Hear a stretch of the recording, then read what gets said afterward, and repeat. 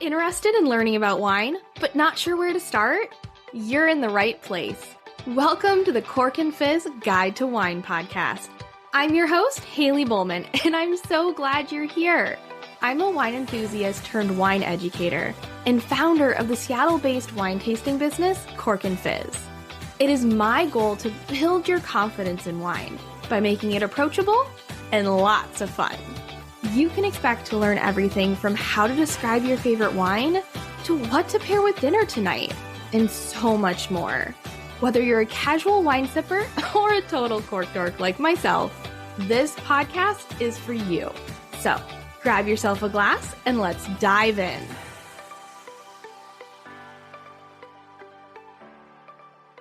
I'm so excited to be back and talking to you about rosé. I love rosé. Let's start there. I could drink rosé all year round, and I do drink rosé all year round. But I find that in the wine community, and even for those that are just, casual wine drinkers, we tend to turn our nose up to rosé a bit, or there's some assumptions that it's always sweet, or that you can't have a fine wine that is a rosé. So I thought it would be a great time to dedicate a full episode to teaching about rosé. We're going to dive into the history. We're going to talk about, where does this feeling on rosé and the assumptions on it being sweet, where do they come from? And then I'm going to share some of my favorite regions to find rosé outside of the US. And then we'll talk about 5 of my favorite US wines that you can get today that are really delicious rosés. So can't wait to get into this with you. It's going to be lots of fun. When we're talking rosé, why not start where it started and talk about the history? I have a feeling you'll be surprised to know that rosé dates back to nearly 1550 BC. That's right, BC. So the production and consumption of rosé started with the Phoenicians around 1550 BC to 300 BC, and then with the ancient Greeks around 600 BC. Now, a small caveat here. This wasn't exactly the rosé that you know today. This rosé was made via a field blend. So a field blend means that you essentially take all the grapes that are in your field and you blend them together before fermentation, right? So you're not typically today, most wines are made where you take a specific grape variety, you separate out all the different varieties out, you ferment them separately, and then you combine them together. Field blend, you just take all the grapes out in your field and you blend them and you crush them all together. So that was one way that made it a rosé. We had a combination of red and white grapes. However, they also did something else, and I'm going to prepare you for this. You're going to want to be sitting down probably. They diluted the wine with water. I know, the horror. It's terrifying. But right, it's not even like they put ice cubes in because ice wasn't a thing. They just diluted it with water. And so why did they dilute it with water? So there are a couple reasons. One is actually a health reason. So they needed to drink water, but water wasn't the healthiest source of hydration back in the day. They didn't have a way to sanitize the water or to rid it of bacteria like we do today. And so the best way to do that was by adding it to wine. And so the alcohol in the wine killed off all the bacteria. It's also why you tend to see wine paired with food a lot today, because back in the day, they had to drink wine instead of water because it was healthier for them to drink.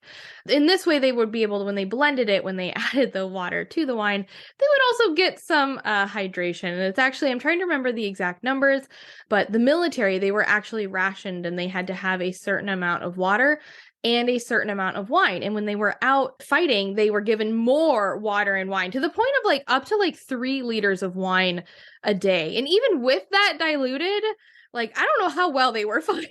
They were fighting. That's a lot of wine. So one reason to mix the wine with water is so that they could actually hydrate and get that source of hydration. Another reason is that it was considered civilized to dilute the wine. It was a widely held belief that consuming undiluted wine had the ability to turn one mad. And there's actually the Spartan king Clemenes I, who was driven to insanity and eventually committed suicide in a prison cell. He claimed that drinking undiluted wine led to his downfall. And this is something that Victoria James, a very talented sommelier, writes in her book, Drink Pink, A Celebration of Rosé, which I highly recommend. And then for quite some time, the preference was just for less harsh, lighter colored wines. And they got that by doing the field blend and diluting it with water. And so workers would crush the grapes, like I said, with skins, seeds, and stems all together.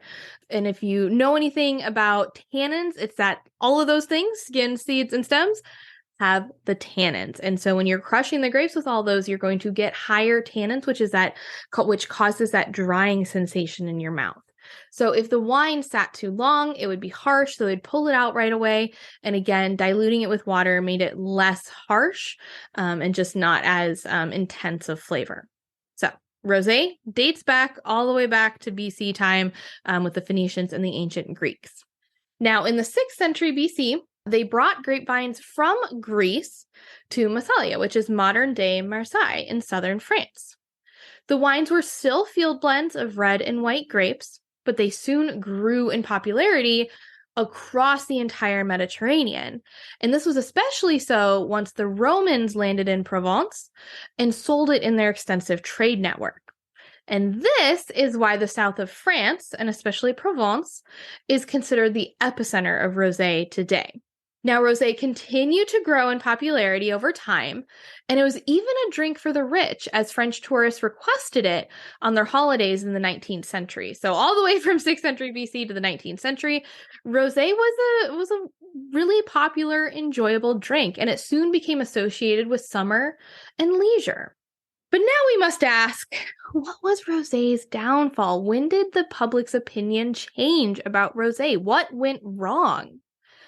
Well, you see, society was introduced to sweet rosé wines. So the first were 2 sweet rosés from Portugal. This was Mateus and Lancers in the mid-1900s. And at first, these wines were an immediate, and I mean nearly an overnight success, especially in America. But it didn't take long for people to turn their nose up at the quality of these wines. The sweet, simple flavor that they at first absolutely loved, they now look down upon. Now, Mateus, one of the wine brands, didn't go down without a fight. They were able to secure advertisements with famous figures such as Jimi Hendrix and even the Queen of England. Could you imagine the Queen of England, promoting a rosé? So she did, and it caused an initial surge, but it wasn't enough to keep them going. So these were the first 2 sweet rosés. Now, I'm sure some of you listening have another sweet rosé in mind, and that would be the White Zinfandel, and specifically the Sutter Homes White Zinfandel. So surprisingly enough, the first White Zinfandel in America was actually made back in 1869 by a man named George West of El Pinal Winery. But it didn't catch on. Everybody's like, nah, Zinfandel, we should make red wine with this. What are you doing making rosé? This isn't worth the time. And, 1869 till now, there was also this thing called Prohibition, which really stopped all winemaking, most winemaking in the US. So it really didn't survive past that. So it wasn't until the 1970s when Bob Chinchero of Sutter Home Winery created White Zinfandel, and he created it not on purpose. It was as a byproduct. So he did this, he did a runoff is what it's called of the wine, or the wine that he was currently making. He did a runoff. So he drained some of the juice while it was fermenting in order to concentrate that red Zinfandel wine. Then he took that runoff, the stuff that he drained from the tank, and then it was this nice light pink, and he decided to ferment it separately. This method actually has a name when you're making rosé this way. It's called saignée, and we'll talk a little bit more about that later when we talk about the different ways you can make rosé. But the way the story goes and how it became sweet is that when he was fermenting the saignée juice, so that juice that he drained from the tank, from the red wine, so we had just a little bit of that lighter colored pink, it hadn't been in contact with the skins for quite as long.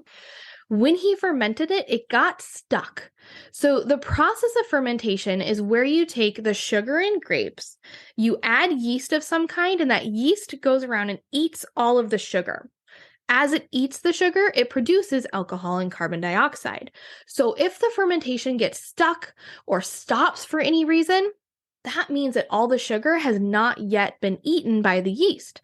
Thus, they were left with a sweet rosé. And honestly, just like the other rosés, it was very popular for a very long time. But the problem is that these wines made the public think that all pink wine was inexpensive, sweet, and made in bulk. Rosé wasn't considered a serious wine until quite recently. And even now, like I said in the intro, a lot of people still think of it as just like a cheap summer wine, right? Just something to quench your thirst. There's a famous sommelier, and he's now a winemaker, Rajat Par. He noted that from that time, 1996 to 2009, he didn't serve a single rosé while working in the best San Francisco restaurants. So again, it wasn't until recently that it started to increase, but it has increased. Public demand has increased for rosé. So according to the Rosé Wine World Tracking data, worldwide rosé consumption rose from 2002 to 2019 by nearly 20%. And this was largely driven by Western Europe and here in America. So while some wineries are using this as an opportunity to make as much rosé as possible, right? They're still going with that bulk product, low cost. Nothing wrong with that if you're just going for a quench your thirst kind of style, but others see it as a higher demand for good quality rosé and to spend a little bit more time and focus on making the best wine possible. So this is a really big change from when rosé was just an afterthought. I mean, for the most part, before this time, before more recently, rosé was only made with the grapes that you couldn't do anything else with, right? Grapes that didn't ripen enough, that didn't have, they weren't, the tannins, the skins hadn't developed enough. Or, like I said, in that bleed off method or the runoff method, they wanted to make their red wines more red. So they got rid of some of the juice. And then we're like, well, we shouldn't throw that away. How can we make money with this? We can make rosé from it. But now you see wineries actually thinking about how they can make quality rosé and, choosing really great quality grapes to do that. So we've come a long way from our diluted wines that were kind of sort of considered rosé all the way to now to having some really exciting rosé on the market. Now, I wanted to talk a little bit about the different ways that rosé is made, because there are actually a lot of different methods. We're going to talk about the four main methods today. So the most common method is called maceration. And this is essentially like making a red wine, but you don't let those dark grape skins in contact with the juice for as long. So I'll tell you a little secret. When you press grapes, most wine grapes, when you press them, they create a clear colored juice. They don't have that red color until they come in contact with the grape skin. So that's where red wine gets its color and also where rosé can get its color. So when I say it's like making a red wine, but just less skin contact, it's just because we want less staining of the juice, right? We don't want it to go all the way to red. We just want it to be a nice pink color. So essentially, they bring the grapes in, they harvest the grapes, they crush them, and then they macerate them, or essentially soak them in the juice, and then you soak the skins in the juice. This can last, when you're making rosé, this maceration process is going to last as little as an hour or as long as about 48 hours. That's your average time usually. Generally, the longer the juice is in contact with the skins, the darker it will be. This also leads, so the longer you leave the juice in contact with the skins, you'll also have a more fuller bodied wine generally, and more tannins. Again, remember the tannins, that drying sensation, like your lips, your cheeks want to stick to your gum. That comes from tannin. So the longer that the juice is in contact with the skins, the more tannin you'll have. However, sometimes when fermentation happens, which is after this step, so you harvest the grapes, you crush them, you get the juice in the skins, you macerate the skins in the juice, and then we're saying the longer that maceration process is, the darker the resulting wine will be. But here's the thing, when fermentation happens, which is the next step, things can go wonky. It was really fun. So for my Court Crew virtual tasting club, every month we do a community event. And a lot of times I like to invite winemakers in so we can learn from them. So in our last month, I had Cole Van Harn, who's the winemaker at Melody Lynn here in Washington. And he told us that during this fermentation process, things can go quite wonky and not in the way that you would expect. So he likes to say that fermentation, right? I break it down super simple. It's yeast eating sugar and creating alcohol and carbon dioxide. And while that's true, it's a very simplified version. He likes to explain it that essentially during the fermentation process, every component that's in the grape juice transforms to something new.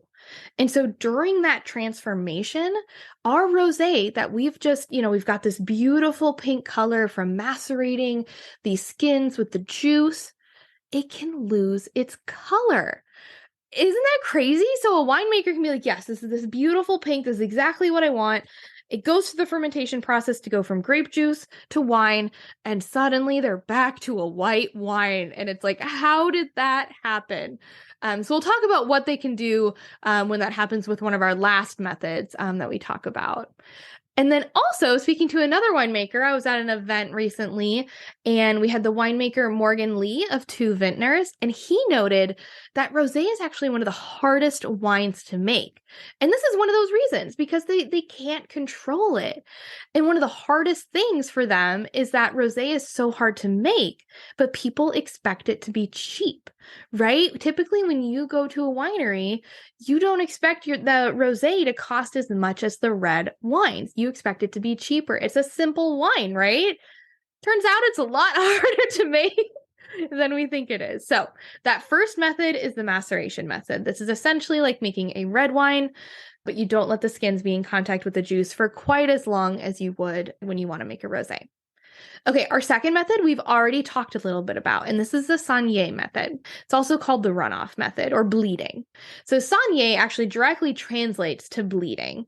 And what you do is you essentially bleed off some of the juice from a vat that is then used to make red wine, right? That vat of wine, you make a darker red, you bleed off some of the juice and then ferment it separately.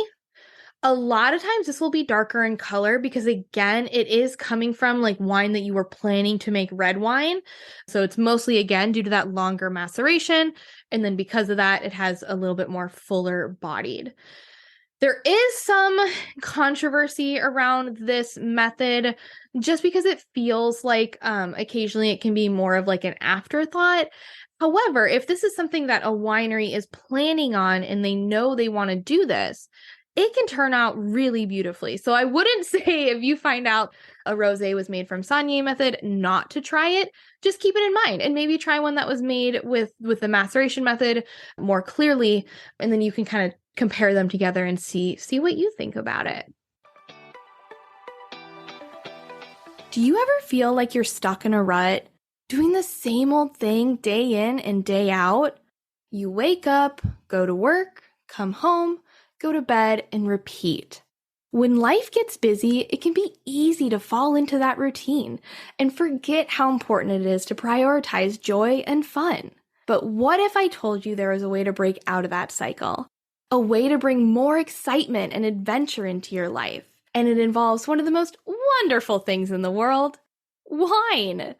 Introducing my Court Crew virtual tasting club.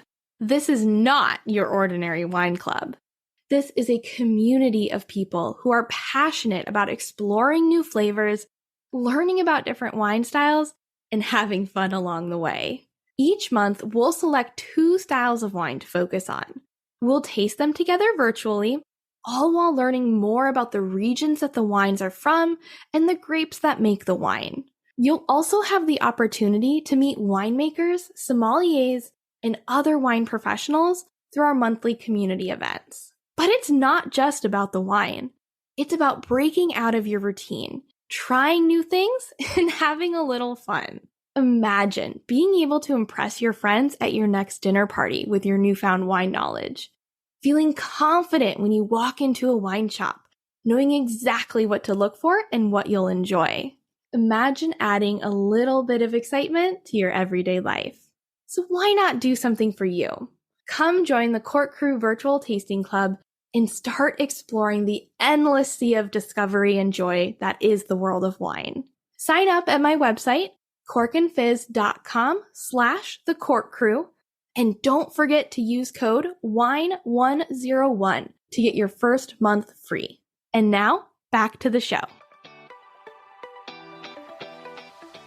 So our third method is called direct press. And this is exactly what it sounds like. So grapes are brought in from harvest.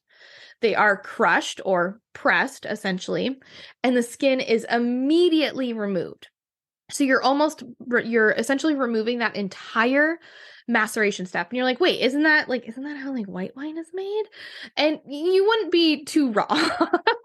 But the idea is we're using red grapes for this. So even just crushing the grapes and having the juice in contact with the skins for that little bit of time can give it this very pale, light red, light pink color. Okay, last method that we're going to talk about. So we said maceration, saignée, which is runoff or bleeding, and then direct press. Our fourth method is blending, right? How do you make pink from red and white? Well, you blend the red and the white. And I know this sounds crazy. You're like, they actually do this? And they do. They actually do this. But when we think about it, so it's not like you take like 50% of this white wine I've made and 50% of this red wine. Generally, it's done by adding a small amount of red wine to a white wine or a very pale rosé. Remember when I talked about in the maceration step, sometimes during fermentation, the color can go very pale. When that happens, a lot of winemakers will add just a little bit more of the red wine, typically made from the same grapes as the rosé was made out of, and then just add a little more red just to give it a little more color to convince you that yes, it is a rosé and not a white wine. Oddly enough, this is actually a common technique that is used for making champagne rosé. So champagne, our very high-end sparkling wine, is usually, so it's made with the grapes, white grape, Chardonnay, along with the red grapes, Pinot Noir and Pinot Meunier. They just don't put the skins in contact with it right away. And then in order to get that rosé color, they'll add a little bit more of Pinot Noir or Pinot Meunier juice to that. And then, like I said, this is often used at the end of one of the other techniques if the desired color isn't achieved. Now, blending isn't allowed in a lot of European wine regions, especially French regions. So, which is crazy that it's a common way that they make champagne rosé. You'd think they'd have the strictest rules. But yes, a lot of places, a lot of wine areas throughout France and throughout Europe do not allow blending because they want to encourage like the maceration method, which I think a lot of people consider to be the best method. But again, any of these wines, if they make a delicious rosé, enjoy it. There's nothing wrong with it. Okay, now I want to share with you 5 popular regions for rosé. So starting this list off, I would be crazy not to include Provence. So Provence is located in the south of France, and it produces more than 80% of rosé wines from its entire wine production. So this region, this wine region, makes 80% rosé wine compared to, the rest 20% being white and red. It is the leading region producing rosé wines, so 40% of production throughout all of France and 5% of production worldwide. So this is the region for rosé. These rosés are typically dry, they have a nice refreshing acidity, and low to medium alcohol. They're known for this really beautiful pale salmon color, and they're often made using the maceration method that we talked about. Now, popular grape varieties for these, now Provence in the southern France, typically you find a lot of blends. So the rosés are the same way. This is going to be a blend of multiple grape varieties. So some popular ones include Grenache, Cinsault, Syrah, Carignan, Mourvèdre, and Vermentino, also called Royer. And they'll use many more. And again, these are often blends of these grapes. In terms of flavors that you'll find in a Provence rosé, a lot of red fruits. You're going to get this nice strawberry, but you're also going to get some lighter fruit like honeydew melon and watermelon. They also have this really beautiful minerality, is what I call it. And when you're like, what the heck does that mean? I talked about this a little bit in episode 1 when we were talking about different tasting notes. So minerality, I always like to associate it with like wet rock. So imagine walking by a waterfall and that smell you get from the water hitting the rocks, or more of a city person, the smell of the pavement after it's just rained. I think it's called petrichor, and it's this specific smell that you get from wet rocks, and you can get that in a Provence rosé. Now, the one caveat I'm going to say here, because Provence is a leading producer of these rosé wines, they are going to be a lot of larger brands really just making bulk wine in this region.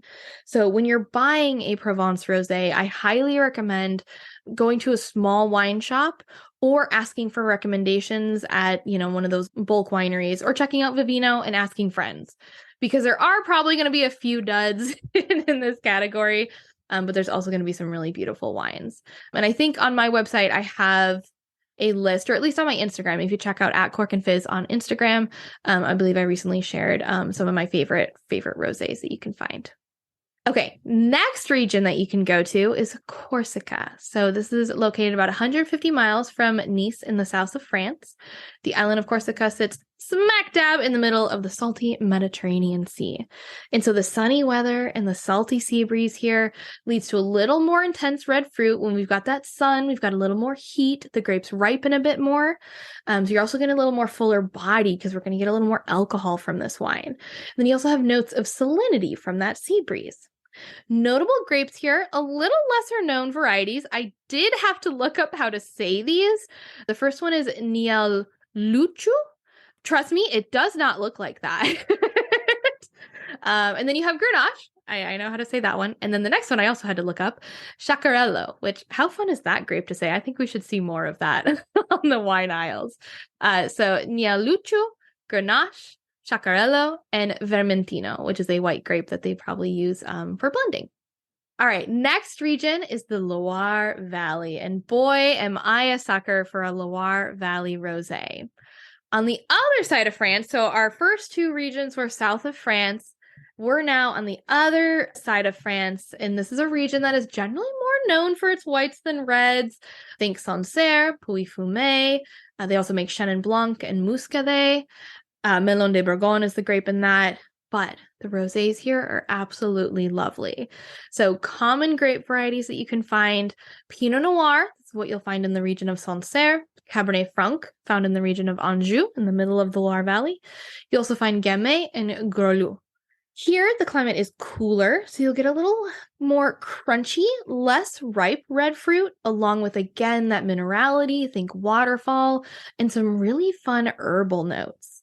You can also find really delicious sparkling rosé here, which is made in a very similar method as that champagne rosé, but not nearly as expensive. You can typically find bottles of sparkling rosé from the Loire Valley for $20 or less.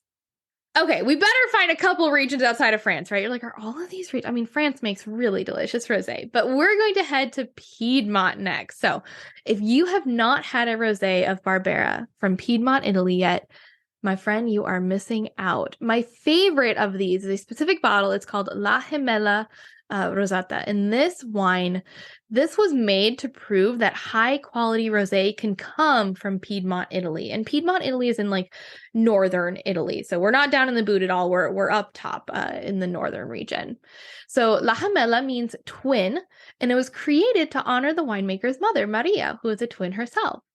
Flavors in this, you're going to get some wild rose, fresh berries. Again, that crushed mineral. Can you tell there's like a theme here? And a little bit of grapefruit, so a little bit of tart, a little bit of zippiness.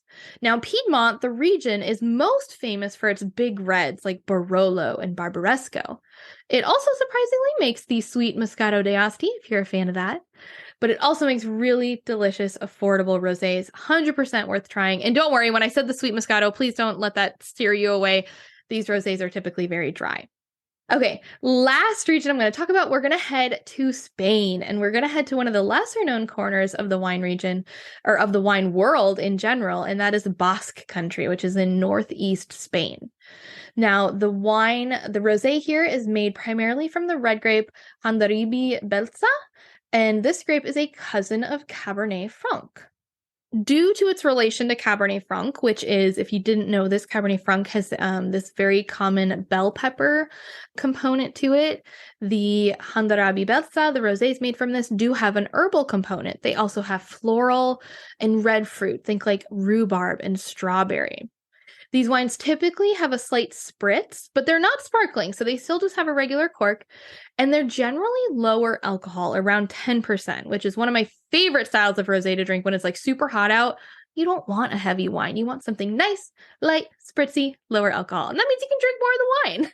So the region is called Chacolina, but you're going to see the bottle labeled Chacoli. And again, this doesn't look like how I'm saying it. It's T-X-A-K-O-L-I,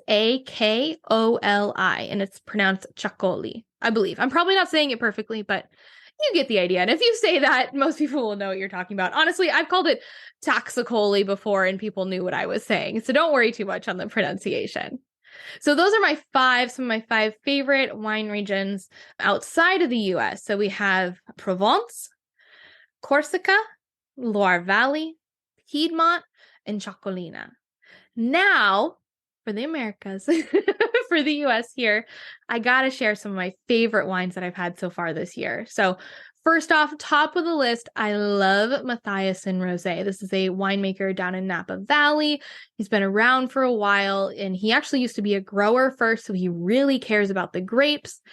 His rosé is just so light, so beautiful. It's got that minerality, beautiful red fruit, and again, lower alcohol, around 12%, which is really impressive for a warm region like Napa.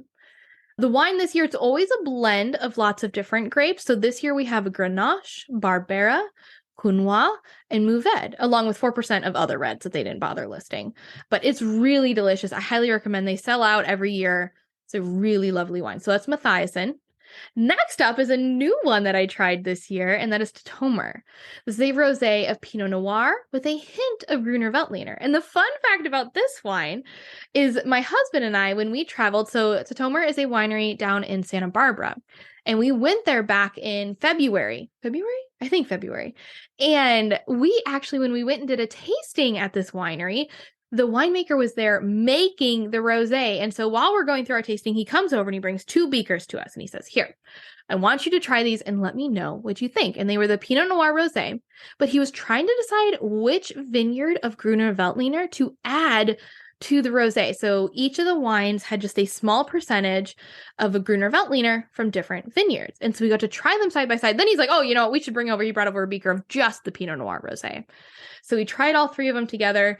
I don't know which one they ended up with, but it was a really fun just experience to get to try that. And so then we became club members, and they sent us one of their Pinot Noir rosés. So I got to try that. It was delicious. It's this beautiful color. If you want to impress people, you want this to look pretty, you need a good rosé for pictures, this wine is going to do it for you. So Tatomer on this one. And it tasted delicious. Can't go wrong with that. Next one, Final Girl. Also located in Santa Barbara. I'm hoping to get the winemaker Anna on the podcast sometime to talk about her experience here, but they make 2 Pet Nat rosés. So Pet Nat is a certain different style of sparkling, and it's just made, it's actually like the ancient method. I shouldn't say ancient, it's not that old. But it's the original method, or original, we'll say original method, where they essentially just like stop fermentation when it's in its big vats and then stick it in a bottle and let fermentation finish. So then during that process, the carbon dioxide is trapped in the bottle. So it typically doesn't have quite as much bubbly as a champagne. So it's not quite as intense, but still really delicious. And they're always really fun. So they have a Pet Nat rosé of Dolcetto and Syrah. And I've tried the Dolcetto. So delicious, just very easy drinking. Very excited to try the Syrah next. Next up, we have Gramercy Cellars. So Gramercy Cellars, their wine is a 50% Cinsault, 25% Grenache, and 25% Syrah. Now we're heading out of California and we're heading to Walla Walla. That's where you'll find Gramercy Cellars. And their rosé has really beautiful flavors of strawberry, watermelon, raspberry, and again, that really beautiful minerality. Think wet rocks and a nice zippy acidity. And finally, I was just over in Lake Chelan in Washington here, and we visited Lark Hill Vineyards, and they had a really unique bottle of rosé of Syrah. And Syrah is known as a grape to have some really savory components, and I feel like this rosé showed them off really well. And I really enjoyed it. It has this almost like a mushroomy flavor, and I don't want that to turn you off. I want that to sound exciting because I thought it was really cool. So that was Lark Hill Vineyards. All right, last but not least here, I wanted to go through a couple myths and bust those myths about rosé before we finish off. So first off, it was either last year or the year before that something came out that a dark colored rosé means that it's sweeter.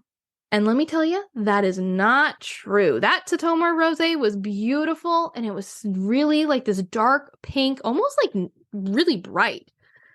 But it was not sweet, right? A dark colored rosé simply means that it was in contact with the grape skins longer, or they blended a little more red wine into it. It does not have any effect on the sweetness level. The sweetness level just depends on whether they added sugar to it or if they didn't let fermentation finish and they still have some sugar left over. There's another myth that rosé is always cheap. This is also not true. Now, there are some cheap rosés because it can be easy to make, but as we talked about earlier with our winemaker Morgan Lee of Two Vintners, it can be really difficult to make a quality rosé. So a lot of times the cost of the rosé depends on the quality of the grapes, the effort and the expertise that was put in by the winemaker. Was it in contact with oak? Typically what rosés aren't, but they're actually experimenting with it now, and so that oak costs money, along with lots of other things. So generally, yes, you can find some great rosé under $15, but you're also going to have to spend a pretty penny if you want a good quality rosé, $20, $30. Another rumor I hear is that it's more of an aperitif, that you should just have it before you have your dinner. Let me tell you, rosé is one of my top recommendations when you're looking for something to pair with food. And this is why I think it's amazing year round. We'll talk about that with our last myth.